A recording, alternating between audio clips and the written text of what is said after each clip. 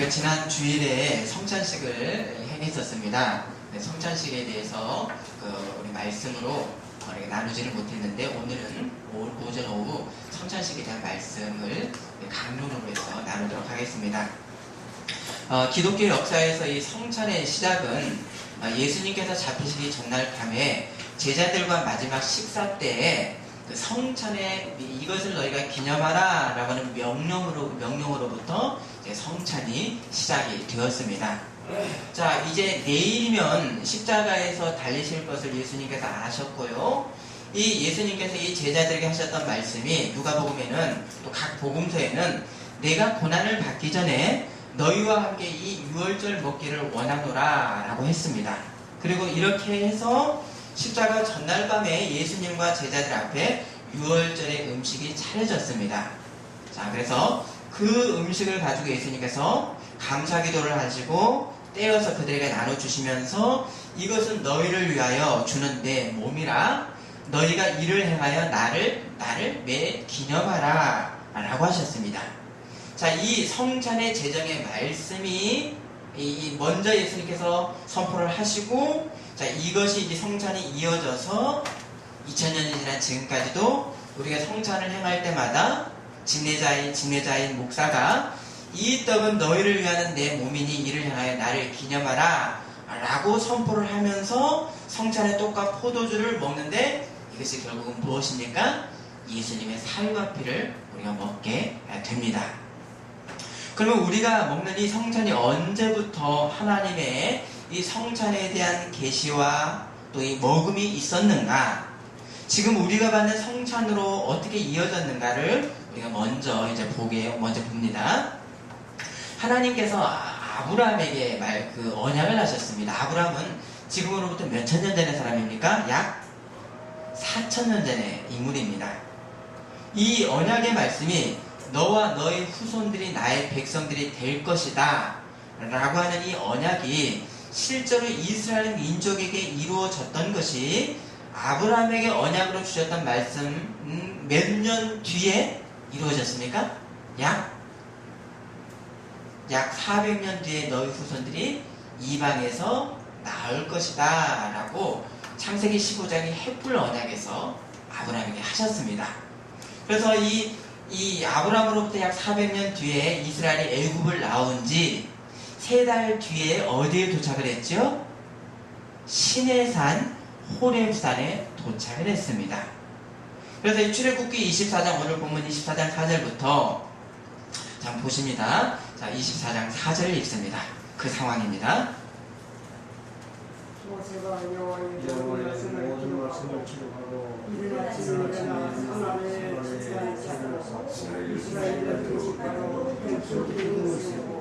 이스라엘 자손의 청년들을 보내어 여호와께 서로 번제와 화목제를 드리게 하고 6절입니다.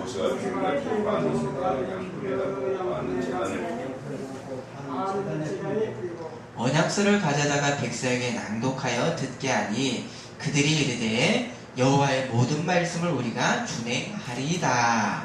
자, 이게 이제 하나님과 이제 언약식입니다. 언약식인데 백성으로서의 언약식입니다. 자, 먼저 희생제물의 피의 반을 어디다 뿌렸습니까?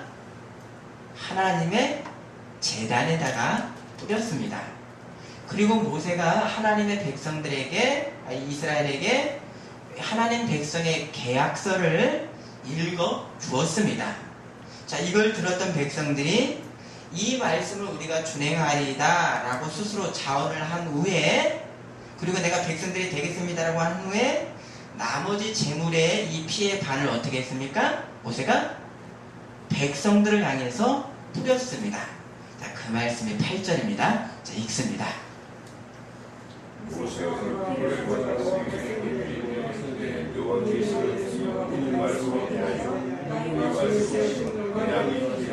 자, 8절 마지막 보십시오. 너희와 세우신 언약의 비니라. 자, 하나님 말씀을 중심으로 해서요, 하나님과 백성들을 이어주는 한 물질이 있었습니다. 여러분, 그게 뭡니까? 희생제물의 피를 절반은 하나님 제단에다가 절반은 백성들에게 뿌리고 이 언약으로서 이스라엘이 하나님의 백성이 되었습니다. 자, 그리고 이 선민 이스라엘에게는 이 언약이 백성이 된 뒤에 어떤 축제가 있었는가? 자, 11절 읽습니다.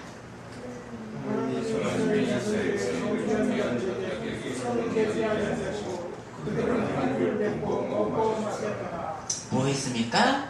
하나님 앞에서 먹고 마셨습니다. 자, 하나님 앞에 바쳐진 이 제물 중에 화목제물을 누가 먹었습니까? 백성의 70인의 대표가 하나님 그 발등상 앞에서 음식을 나눠 먹었습니다. 그런데도 이를 죽지 않았습니다. 자, 이렇게 인류의 민족 최초로 이스라엘이라고 하는 민족이 하나님의 백성이 되었습니다. 그리고 이 선민들이 만일 이제 후에 하나님 앞에 죄를 범할 경우에 죄를 속죄할 길로 하나님께서 열어주신 법이 있죠? 길이 있죠? 여러분, 이게 뭡니까? 이게 바로 속죄제물 성막 제사였었습니다. 그래서 이 성막에서 백성의 죄에 대해서 백성들이 죄를 지을 때마다 뭐 했습니까? 번제를 드리고요, 속죄제를 드리고 그 어떤 제물의 피해에 대해서 어떤 제물을 드렸습니까? 속건 제물을 드렸었습니다. 자, 이렇게 이 사람의 죄의 값을 짐승의 죽음으로 대속을 받은 후에야 하나님께서 제일 마지막에 한 제물을 받는데, 이 제물이 뭡니까? 이 제물이 화목 제물이었었습니다. 화목 제물은 하나님 앞에 드리는 것 특징이 있는데요. 내장과 그 내장의 일부의 어떤 그 기름을 제단에서 하나님 앞에 아름다운 향기로 불살라 드리고요. 나머지 고기는 제사장의 몫으로 가슴 그리고 오른쪽 뒷다리를 제사장의 몫으로 남기고, 나머지 고기는 성막 앞뜰에서 그 드린 사람과 제사장과 레인과 그래 성 사람들을 불러서 성막들 앞에서 고기를 함께 나누어 먹었었습니다. 자, 시내산에서 먹었던 그 공동 식사가 어디서 또 이루어집니까? 성막 하나님의 그 뜰 앞에서 그대로 이어지게 됩니다. 자, 이렇게 이 구약 제사법의 종결은 하나님께서 내려주시는 화목 제물을 나눠 먹는 공동의 식사 성찬으로 제사의 절정을 이루고 마무리를 짓게 됩니다. 자, 이렇게 이 성막의 뜰에서 먹는 화목 제물도 있었고, 또 어디서 하나님의 이 제물을 백성들이 먹을 수 있는 큰 명절이 하나 있었습니다. 여러분, 그 명절이 뭐였죠? 유월절입니다. 자, 이스라엘 백성들이 애굽을 나오던 밤에 각 집의 문설주와 임방에 자신의 생명을 대신할 피를 발랐죠. 어떤 제물을 피웠죠? 어린 양의 피를 바른 집에는 죽음이 넘어가는 이 유월절 저녁에 먹었었던 어린 양 고기를 있었습니다. 자, 그날 밤에 애굽의 이 죽음의 영이 이 모든 피가 없는 집들은 들어가서 죽음의 재앙이 내렸고, 재앙에서 구원받았던 이스라엘 백성들은 그 밤에 얼마나 급하게 나왔었는지 떡을 굽던 화덕을 어떻게 했습니까? 뜨거운 채로 들을 수가 없으니까 이불에 쌓고 옷에다 싸서 애굽을 급하게 뛰쳐 나왔습니다. 자, 이 유월절의 급박한 탈주를 기억하는 규례가 있죠. 떡에다가 무엇을 넣지 마라? 누룩을 넣지 마라. 이것이 바로 무교봉입니다. 누룩으로 떡을 불릴 시간도 없이 급하게 나와서 먹었던 이 무교봉을 유월절 식사에서 먹고요, 유월절 그날 저녁부터 또 그 다음 7일 동안 이어지는 무교절로 이어지게 되었습니다. 자, 이렇게 이스라엘의 나라의 시작에서부터, 자, 애굽에서 나온 그날부터 이스라엘 나라가 시작되었습니다. 자, 이스라엘은 하나님의 구원하심의 증표인 유월절의 어린 양고기, 누룩 없는 떡을 먹는 그 시작 경험에서부터 이스라엘의 나라가 시작이 되었습니다. 자, 이러니 구약의 초기 교회 시대죠. 이건 초기 교회입니다.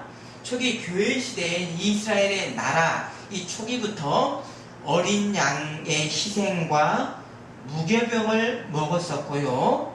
나중에는 속죄에 대한 율법으로 번제, 속죄제, 속건제, 화목제물의 희생을 통해서 이스라엘 백성들은 하나님과 무엇이 이루어졌습니까?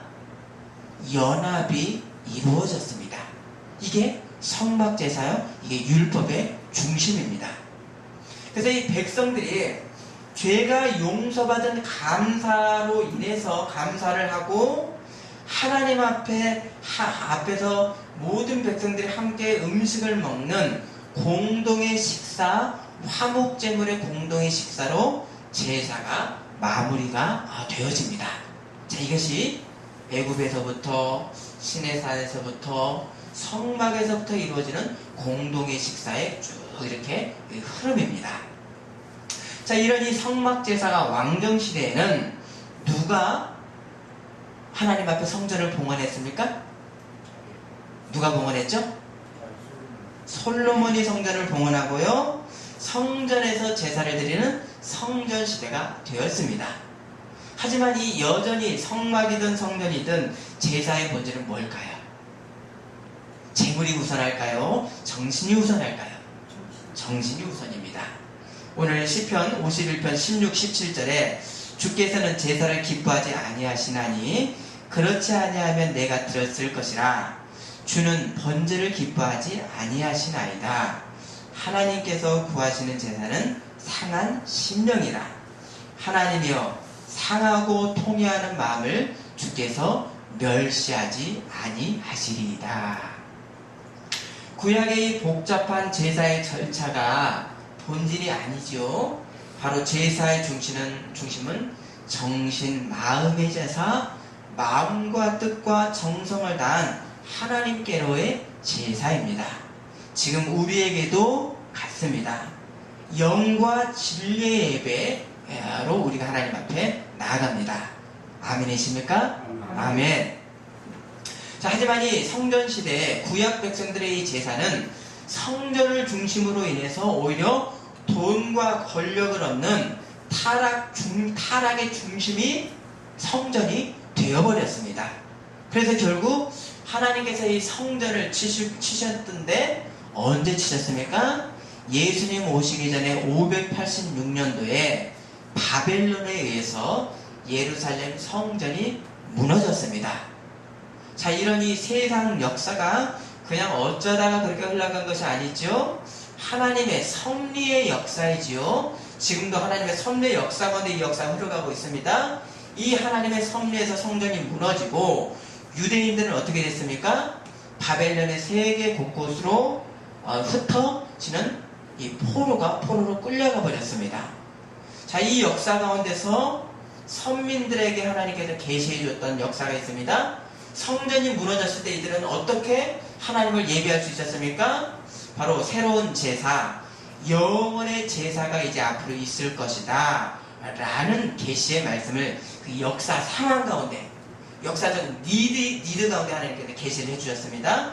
자, 그 말씀이 뭐였습니까? 선지자들을 통해서 이사야, 예레미야, 호세아와 같은, 말라기와 같은 이런 여러 선지자들을 통한 계시의 선포가 이 역사적 필요 가운데, 니드 가운데 있었던 것입니다. 아멘이십니까? 아멘. 역사는 그냥 흘러가지 않습니다. 자, 그런 어떤 그 예언의 말씀들이 새 시대는 무엇인가? 짐승제사가 아니라 이제는 앞으로 오실 여호와의 종이 세상의 질고와 죄를 대신하는 대속의 제물로 바쳐질 것이다 라고 하는 계시의 말씀이 누구를 통해 있었습니까? 이사야 선지자, 대표적인 선지자 이사야를 통한 계시가 있었습니다. 자, 이사야 53장 5절 6절 그가 찔림은 우리의 허물 때문이요 그가 상함은 우리의 죄악 때문이라. 그가 징계를 받음으로 우리는 평화를 누리고 그가 채찍에 맞음으로 우리는 나음을 받았도다. 우리는 양 같아서 그릇 행하여 제 길로 갔거늘 여호와께서는 우리 모두의 죄악을 그에게 담당시키셨도다. 성전 시대에는 짐승의 제사로만 죄악이 어떤 죄 사함의 그런 어떤 차원뿐이 없었는데 새 시대는 어떤 시대입니까? 바로 한 사람의 제물로 온 세상이 구원받는 새로운 시대에 대해서 어떤 계시의 눈이 띄어졌습니다. 또 예레미야 선지자가 받았던 이 새 계약에 대한 말씀이 있죠. 어떤 시대가 도래할 것인가 이제 찾아보십니다. 자, 예레미야 31장 보십니다.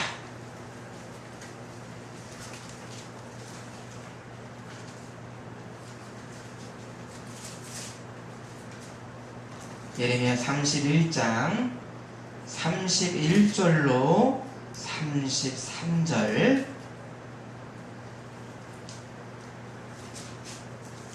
구약 1101년입니다.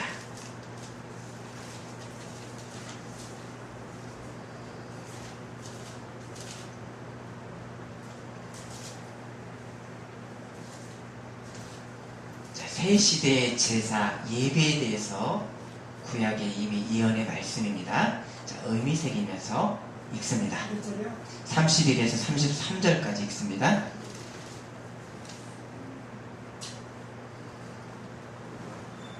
예레미야 31장 31절에서 33절입니다. 여호와의 말씀이라 보라 너희를 내가 이스라엘 집과 지가 지은 새 언약을 주리라. 이 언약을 내가 그들의 조상들의 손으로 잡고 여기까지 세우려 내주고가 같지 아니할 것을 내가 너희에게 남게 되었고 그들의 언약을 지켰으리라. 여호와의 말씀이라. 그러나 그 다음에 내가 이스라엘 집까지 들어가는 그날이 곧 내가 너희를 그들에게 주시며 그들의 말을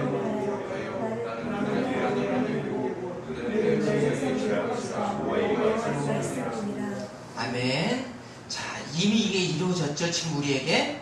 자, 성전의 제사의 은총을 오히려 사람의 탐욕의 장소로 변화시켜버렸더니 사람의 죄악성만을 드러냈던 이제 구약 시대는 접게 되고요. 이제 새로운 영원한 계약의 시대는 어떤 시대라고 말씀합니까? 사람의 마음속에다가 하나님의 말씀을 새기는 시대, 마음에다가 할례를 새기는 새 시대가 올 것이다. 예레미야 선지자가 앞서서 계시를 받았습니다. 자, 이 새 계약은 어떻게 이루어졌습니까? 하나님의 말씀이, 자, 우리가 하나씩 분석해 봅니다. 하나님의 말씀이 사람으로 나신 성육신의 역사가 있었습니다. 여호와의 영이 충만했었던 하나님의 아들 이사야에 있었던 여호와의 영이 충만한 종이 바로 예수님이라는 것을 세상에 공표한 사건이 어디에 있었습니까?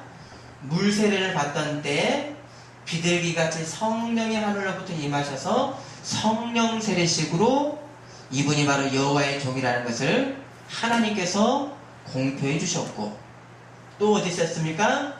당신의 죽음으로 이루실 영원한 십자가의 피, 이것이 영원한 제사인데 그에 앞서서 새 계약을 하루 앞서서 먼저 행하셨던 성만찬으로 당신의 살과 피를 믿는 자들에게, 백성들에게 주셨습니다. 자, 그런데 마지막 식사 때 예수님 말씀이 특별합니다. 자, 누가복음 22장에는 이것은 너희를 위하여 주는 내 몸이라 너희가 이를 행하여 나를 기념하라 하셨고요. 또 이 잔은 내 피로 세우는 새 언약이니 곧 너희를 위하여 붓는 것이라고 했습니다. 자, 내일 예수님이 십자가에서 당신의 피와 물을 직접 쏟기 전인데도, 아직 전이죠? 십자가 전날 밤이니까 쏟지 않으셨습니다. 그런데도 예수님은 떡과 포도주를 뭐라고 하셨습니까? 당신의 뭐라 그랬죠? 살과 피라고 하셨습니다. 또 오병이의 기적을 행하셨을 때도 백성들에게 뭐라고 하셨는가? 인자의 살을 먹지 않고 인자의 피를 마시지 아니하면 너희 속에 생명이 없다 요한복음 6장 말씀입니다. 자, 이렇게 예수님은 십자가 전인데도 이미 제자들과 예수님을 믿는 사람들에게 인자의 살과 피를 이미 주셨습니다. 자, 왜일까요? 십자가의 사건은 영원의 사건입니다. 영원이라는 건 뭡니까? 시간을 초월하는 사건이기 때문에 십자가 전에 주셨던 예수님이 주셨던 떡과 포도주는 이미 예수님의 살과 피고 오병이어로 먹었던 그 떡도 이미 예수님의 살과 피, 믿음으로 예수님을 믿었던 그 믿음 자체가 예수님의 살과 피로 바로 영생의 양식으로 결부가 되어 있었던 것입니다. 잔을 주실 때의 예수님의 말씀은 이 잔은 내 피로 세운 새 언약이니, 새 언약이라고 했습니다. 과거 시내산에서 피를 절반씩 뿌려졌을 때 그때 계약이 뭐라 그랬었죠? 이제 하나님 당신의 희생의 피로 확증된 언약이다 라고 했는데 이 언약을 어떻게 했습니까? 새롭게 하는 새 언약이다 라고 예수님께서 확증 또 공표하셨습니다. 세상 죄를 대속하는 이 여호와의 종에 대한 이사의 예언의 말씀, 또 새 시대는 백성들이 마음에 하나님의 말씀을 두시겠다라고 하니 하나님의 언약이 이제는 어떻게 이루어졌습니까? 하나님의 말씀이 육신이 되신 예수님이 역사상에 있었죠? 이 역사상에 예수님이 당신의 살과 피를 떡과 잔으로 나눠주셨고요. 또 그것과 하나인 십자가에서 물과 피로 쏟아내셨습니다. 또 믿음으로 주님이 내 안에 지금 계시고 성찬을 이 주님이 내 안에 계시고 이 믿음으로 내가 성찬을 먹음으로 하나님의 말씀이 우리 안에 계십니다. 성찬의 떡과 잔과 십자가에서 쏟으신 피와 물이 하나로 연결되어 있습니다. 아멘이십니까? 아멘. 그러면 앞선 성찬식은 언제부터 있었다고 제가 말씀드렸죠? 예수님이 5,000명의 사람들에게 먹을 것을 주셨고요. 그때 하나님과 이들은 함께 먹었습니다. 맞습니까? 예수님이 하나님이시기 때문에 이들은 하나님과 함께 이미 공동식사 성찬을 행했습니다. 제자들과 매일같이 함께 먹을 때도 이미 성찬을 행했습니다. 그리고 마지막 식사 때 당신의 살과 피로 주셨던 성찬이 있었고요. 또 부활 후에도 디베라 바닷가에서 생선을 구우시고 떡을 갖다 구워서 주셨던 이 공동의 식사를 이 제자들이 행했고요. 이 성찬은 어디로 이어졌습니까? 각 교회의 2000년 역사 가운데 끊어지질 않고 성찬으로 이어서 우리가 지금 하고 있는 것입니다. 아멘. 그뿐이 아니지요.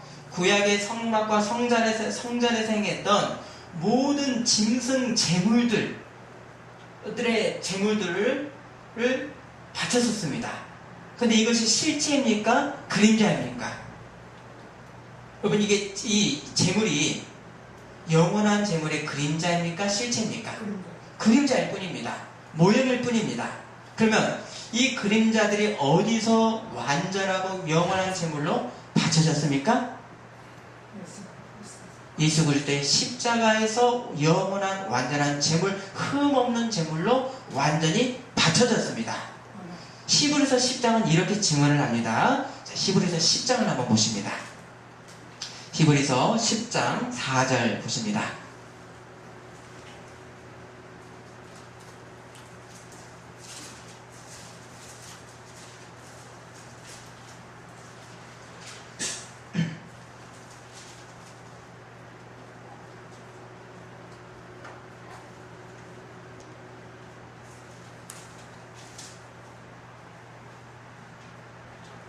자, 4절 먼저 읽습니다.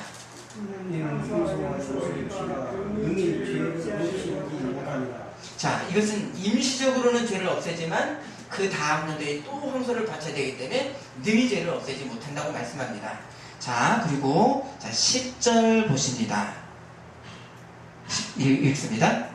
이 뜻을 따라 예수 그리스도를 교회에 주시고 우리가 그걸 거라. 자, 11, 12절도 읽어주십니다. 제사장의 문답이 있으며 내가 소설을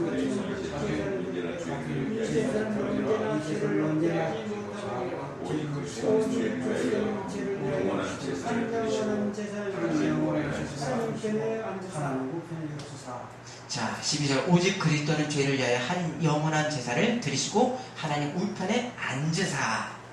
자, 이렇게 성도는 예수님을 구주로 구원자로 믿는 믿음의 성찬을 받아 먹는 사람이고요. 이게 믿는 것 자체가 예수님의 살과 피를 먹는 것입니다. 이게 성찬입니다. 아멘이십니까? 아멘. 그리고 이제 예배 때 드리는 성찬에서는 떡과 잔의 모양으로 주님의 살과 피를 외적으로 먹는 것입니다. 이러한 우리가 예수님을 믿고 구원의 연실이 무엇인가? 고린도전서 10장 17절에서는 이렇게 말씀합니다. 한번 찾아보실까요? 고린도전서 10장 17절입니다.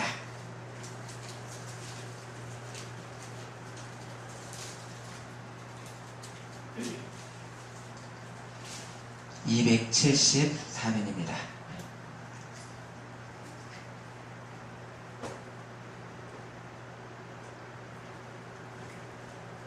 자, 읽어주십니다. 여기하여 나는 우리가 한 몸이지 이는 우리가 다 한 떡에 참여하니라. 자, 뭡니까? 한 떡에 참여함이라. 믿음으로 예수님을 구주로 모신 사람은, 믿는 사람은 바로 예수님과의 인격이 상호 관통하게 됩니다. 이게 바로 믿음의 성찬입니다. 믿음의 떡과 예수님의 살과 피를 믿음으로 먹게 됩니다. 또 이제 밖으로는, 외부적으로는 떡과 잔으로 그리스도의 살과 피를 먹는 성찬의 은혜를 우리가 예배 때마다 먹습니다. 신앙과 그래서 믿는 것과 성찬은 결코 분리될 수가 없이 하나인 것입니다. 아멘이십니까? 하지만 설마 내가 예수님을 믿는다라고 해서 내 죄가 완전히 용서받을 수 있단 말인가 의심하는 분, 또 나 같은 죄인이 어떻게 성찬의 떡과 잔을 먹을 수 있을까 주저를 한다면요, 이에 대한 말씀은 히브리서 9장 14절에 히브리서 9장 14절 의미 새기십시오. 하물며 영원하신 성령으로 말미암아 흠없는 자기를 하나님께 드린 그리스도의 피가 어찌 너희 양심을 죽은 행실에서 깨끗하게 하고 살아계신 하나님을 섬기게 하지 못하겠느냐. 한번 찾아보실까요? 히브리서 9장 14절입니다.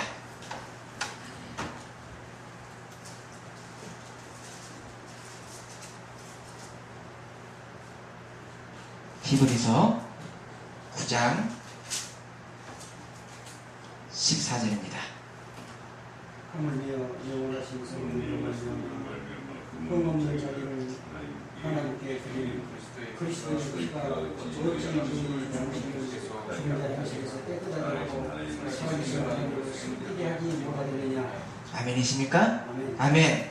자 보십시오. 하나님의 용서하심의 증거인 아들의 피가 역사적 사건이 있었으면, 영원의 사건입니다. 피가 있습니다. 여기 한쪽에는 또 보십시오. 사람의 내 양심, 사람의 의가 있습니다. 여러분, 이 둘 중에 무엇이 절대적 기준이 됩니까? 하나님의 사랑의 증거인 아들의 피가 의의 기준이 됩니까? 내 양심과 내 의가 기준이 될 수 있습니까? 하나님의 피입니다. 아들의 피가 하물며 온전치 못한 내 양심을 깨끗하게 하지 못하시겠습니까? 사람의 양심도 온전케 못하는 그리스도의 피가 어찌 세상을 구원한 영생의 증거가 되겠습니까? 아멘이십니까? 아멘.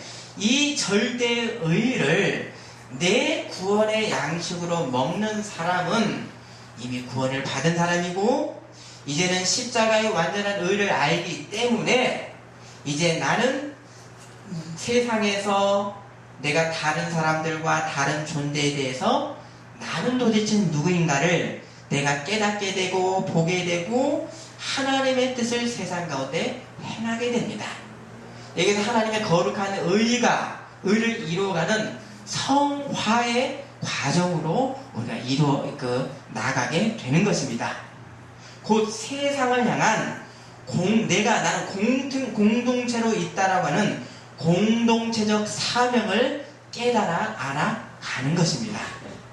에베소서 4장 13에서 15절 말씀, 우리가 다 하나님의 아들을 믿는 것과 아는 일에 하나가 되어 온전한 사람을 이루어 그리스도의 장성한 분량에 충만한 데까지 이르리니, 이는 우리가 이제부터 어린아이가 되지 아니하며 사람의 속임수와 간사한 유혹에 빠져 온갖 교훈의 풍조에 밀려 요동하지 않게 하려 함이라. 오직 사랑 안에서 참된 것을 하여 범사에 그에게까지 자랄지라. 그는 머리니 곧 그리스도라. 사랑 안에서 자라가야 됩니다. 사랑은 왜 합니까? 함께 사는 공동체성을 그리스도 안에서 알아가고 충성하고 장성하기 위해서인 것입니다. 성찬이 있습니다. 성찬에 이제 받기 전에 앞서 있는 사람은 나 자신을 미리 살펴봅니다. 살펴볼 때 어떤 마음이 드십니까? 도저히 내 자격으로는 주님의 살과 피를 받아 먹을 수 없는 양심의 소리를 모든 사람이 듣게 됩니다.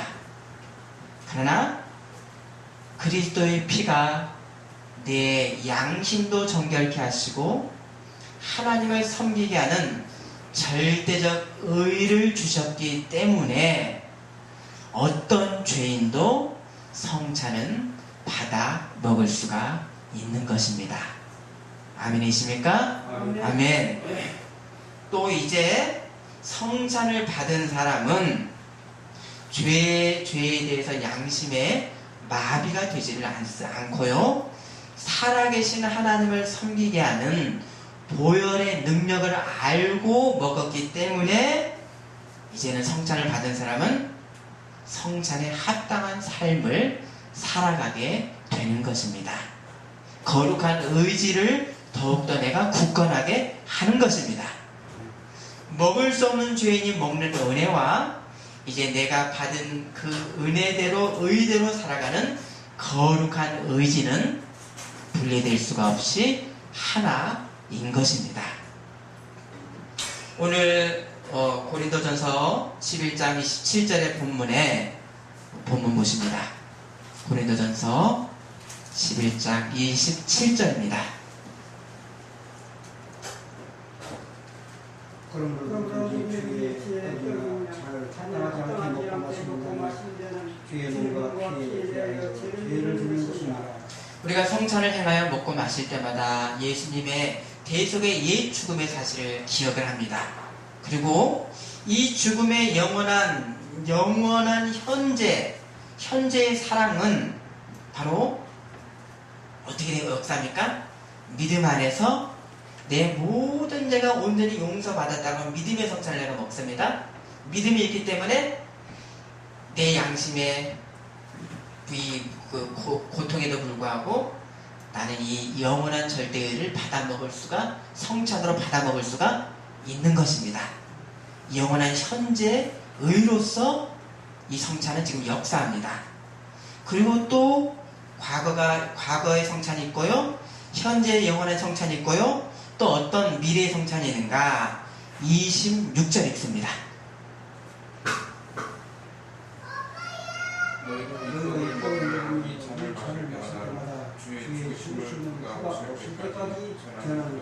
미래의 성찬 죽으심을 그가 오실 때까지 전하시는 것이니라. 장차 다시 오실 주님을 기다리는 슬기로운 천으로 우리의 이 시간을 우린 지혜롭게 선용하고 충성하는 것입니다. 죽으심을 오실 때까지 전하는 것은 무엇입니까? 예수님을 믿는 것만이 구원의 길인 것을 세상의 주변 사람들에게 전하는 것뿐만 아니라 우리의 각자의 삶으로서 하나님 앞에 영광이요 예수님의 영광을 세상에 드러내는 것입니다. 성화에 충실한 삶으로서 드러내는 것입니다. 주님 다시 오시는 이 종말의 약속이 소망이 우리가 혹여라도 약하면은 성도일지라도 그 삶이 어떤 삶이 되겠습니까? 이 땅에 물질적인 삶에 집착하는 어리석음으로 이어지는 어리석은 처녀가 되지 않겠습니까? 아멘이십니까? 아멘. 마지막으로 바울 사도는 고린도 교회, 오늘 이 고린도 전서 가운데, 고린도 교회 가운데 왜 갑자기 예수님께서 명령하신 이 성찬의 말씀을 그 중간에 말씀을 하셨는가? 자, 그것은 고린도 교회가 아주 문제가 많았었습니다. 근데 이 문제를 해결하는데 중심의 그 해결의 능력이 뭐가 있었는가? 성찬의 정신과 능력이 바로 그 해결책이었었기 때문에 바로 성찬을 이 사도 바울은 말씀을 했던 것입니다. 오늘 우리도 교회에서 예배 시간에 성찬을 행하는 것에 대해서 우리가 지금 강설을 하고 있는 이유가 무엇이겠습니까? 성찬을 주님의 살과 피로 먹은 우리 신앙인들이 필연적으로 이어지게 될 삶의 내용, 삶의 질, 그리고 우리의 인생의 지향을 알리려고 성찬을 우리가 지금 말씀으로 나누고 있는 것입니다. 이러한 이 성찬의 실천성, 예배 시간이라는 것은 이 어떤 예배적 어떤 행사입니다. 예배적 어떤 그런 은혜인데, 우리가 삶으로 나타난 성찬의 실천성, 성찬의 어떤 역동성은 바로 역동성까지도 함께 있어야 되는데, 이 말씀을 오후 시간에 나누도록 하겠습니다. 기도하시겠습니다.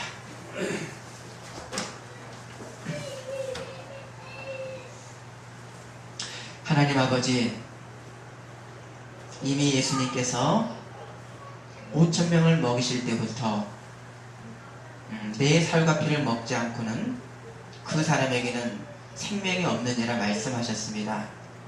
믿음으로 예수님이 나의 모든 죄를 용서하시고 내가 구원받은 사람이라는 것을 먹은 이 성찬의 이 근거에서부터 주님의 떡, 주님의 살과 피를 외부적으로 먹는 성찬을 받아 먹을 수 있는 그런 이 성찬이 하나인 것을 알고 우리가 담대히 성찬을 받고 또한 이 성찬에 합당한 우리의 삶이 될 수 있도록 인도하여 주시옵소서. 예수님 이름으로 기도드립니다. 아멘.